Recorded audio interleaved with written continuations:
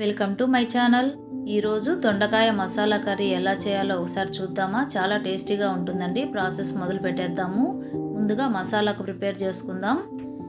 ఉద్దిపప్పు 2 టేబుల్ స్పూన్లు, 1.5 table spoon పచ్చెనపప్పు, ధనియాలు 1 స్పూను, 1/2 స్పూన్ జీలకర్ర తీసి పక్కన పెట్టుకున్నాను. దొండకాయలు కడిగి పక్కన పెట్టుకొని ఈ విధంగా చిన్న చిన్న ముక్కలుగా కట్ చేసుకోవాలి. అలాగే 1 ఆనియన్, 1 టమోటా తీసుకున్నానండి. వీటిని ముందుగా ఫ్రై చేసుకుందాం. బాణలు పెట్టి ఉద్దిపప్పు పచ్చెనపప్పు 2 వేసి లో ఫ్లేమ్లో మనము ఫ్రై చేసుకుందామండి. పప్పు బాగా వేగుతుంది. మంట కానీ ఎక్కువ పెట్టేశారనుకోండి మాడిపోతుంది. కాబట్టి తక్కువ ఫ్లేమ్ పెట్టి ఆ ఫ్లేమ్లోనే బాగా ఫ్రై చేసుకోవాలి.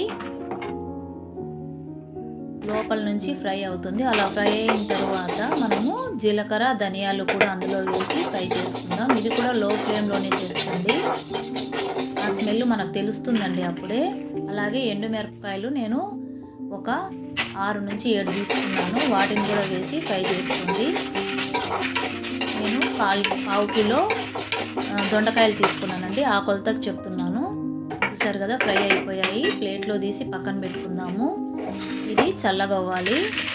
అలాగే మనము ఎర్రగడ్డ తీసుకున్నాం కదా, దాన్ని అలాగే టమోటా కూడా ఫ్రై చేసుకోవాలి. ముందుగా ఎర్రగడ్డ ఇలా పెద్ద ముక్కలుగానే కోసి అందులో వేసి ఫ్రై చేసుకుందాం. చూడండి, ఇలాగా 1 డ్రాప్ ఆయిల్ వేస్తున్నానండి ఇందులోకి. అలాగే కొంచెంగా సాల్ట్ వేస్తున్నాను. కూరకు సరిపడా సాల్ట్ వేయట్లేదు, కొంచెంగా వేస్తున్నాను. ఆనియన్ వేగటం కోసం మాత్రమే. కాబట్టి ఇది చూసారా, కొంచెంగా సాల్ట్ వేసుకోండి. ఇది కొంచెం వేగిన తర్వాత టమోటా కూడా ఇలాగే పెద్ద ముక్కలుగానే కట్ చేసి అందులో వేసి ఫ్రై చేసుకోవాలి.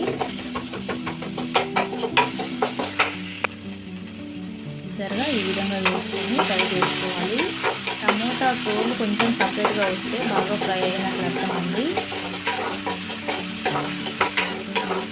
మళ్ళీ ఈ విధంగా ఫ్రై చేసుకోవాలి. చూసారు కదా, టమోటా తోలు సపరేట్గా వచ్చింది. చూసారా, ఈ విధంగా. ఇప్పుడు మనం స్టవ్ ఆఫ్ చేసుకొని వాటిని చల్లారనిద్దాము. అలాగే దొండకాయలు కూడా కటింగ్ కంప్లీట్ అయిపోయిందండి. ఈ విధంగా కట్ చేసి పక్కన పెట్టుకునేసేయాలి. ఇప్పుడు మనం మిక్సీ జార్ తీసుకొని అందులోకి వేయించి పెట్టుకున్న ఉద్దిపప్పు పచ్చెనపప్పు అవన్నీ వేసుకుందాము. అలాగే వేరుశెనగ గుండ్లు వేయించుకున్నవి కొంచెంగా వేసుకున్నానండి.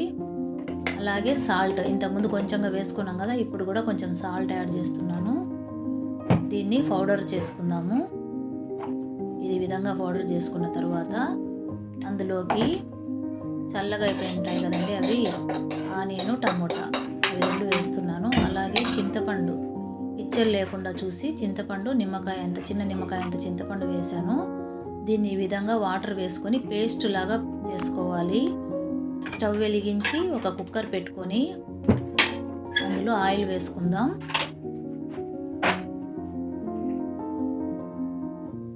ఆయిల్ హీట్ ఎక్కిన తర్వాత అందులోకి పోపు దినుసులు, ఆవాలు, జీలకర్ర మాత్రమే వేస్తున్నాను. మసాలాలోకి ఉద్దిపప్పు పచ్చెనపప్పు అన్నీ పడ్డాయి కదా, కాబట్టి దీనికి వేయట్లేదు. చూడండి, జీలకర్ర ఆవాలు మాత్రం వేస్తున్నాను. అవి చిటపటలాడిన తర్వాత కరివేపాకు కొంచెం వేసుకుంటున్నాను.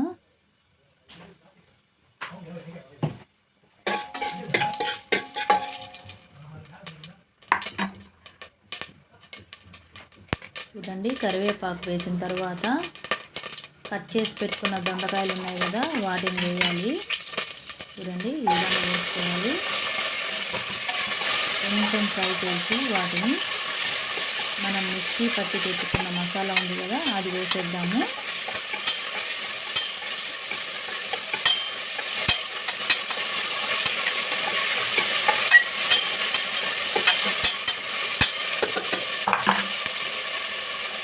చూడండి, ఈ మసాలా వేసేద్దాము.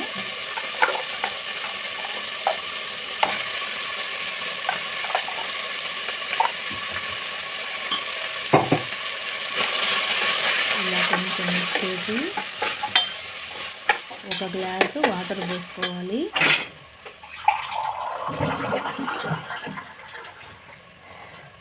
చూడండి, వేస్తున్నాను. వేసుకుంటున్నాను. ఒక చిటికెడు పసుపు పొడి వేసుకోవాలి.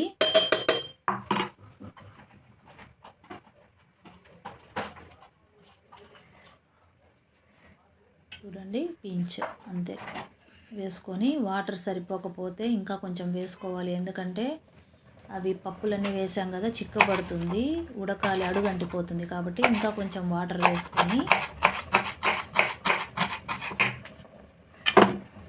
కొత్తిమీర కొంచెంగా కట్ చేసి వేసుకుంటున్నాను. చూడండి అప్పుడే చిక్కబడిపోయింది. కాబట్టి ఇంకా కొంచెం వాటర్ వేసుకోవాలి, దొండకాయ ఉడకాలి కాబట్టి. ఇంకొక 1/4 గ్లాస్ వాటర్ వేస్తున్నాను. వేసి బాగా కలిపి ఒక్కసారి సాల్ట్, కారం అన్నీ సరిపోయా లేదా చూసుకోండి. ఉప్పు కారాలు చూసుకున్న తర్వాత నాకైతే ఇంకా కొంచెం పడుతుంది అనిపిస్తుంది, కాబట్టి కొంచెంగా మళ్ళీ వేసాను. కుక్కర్ మూత పెట్టేసి 3 విజిల్స్ వచ్చేంత వరకు ఉడకనివ్వాలి. ఉడికిపోయిందండి. ఇప్పుడు చూసారా, స్మెల్ అయితే అద్దిరిపోతుందండి. స్మెల్కే మనకి ఆకలి వేసేస్తుంది. దొండకాయ కూడా పర్ఫెక్ట్గా ఉడికిపోయింది. ఇప్పుడు మనం ఇంకా సర్వింగ్ బౌల్లోకి తీసుకొని సర్వ్ చేసుకోవడమే. ఉప్పు కారం అన్నీ పర్ఫెక్ట్గా కుదిరినాయండి. చూస్తున్నారు కదా, ఇదిగో ఈ విధంగా బౌల్లోకి తీసుకొని కొంచెం కొత్తిమీర ఆల్రెడీ వేసాం కదా ఉడికేటప్పుడు. ఇప్పుడు పైన కొంచెంగా కొత్తిమీరతో డెకరేట్ చేసుకున్నామంటే మన దొండకాయ మసాలా కర్రీ రెడీ అయిపోయిందండి. ఇది చపాతీలోకి, పుల్కాలోకి, అన్నంలోకి 3 దానిలోకి సెట్ అయిపోతుంది. దేంట్లో అయినా తినచ్చు, చాలా బాగుంటుంది. Thank you for watching.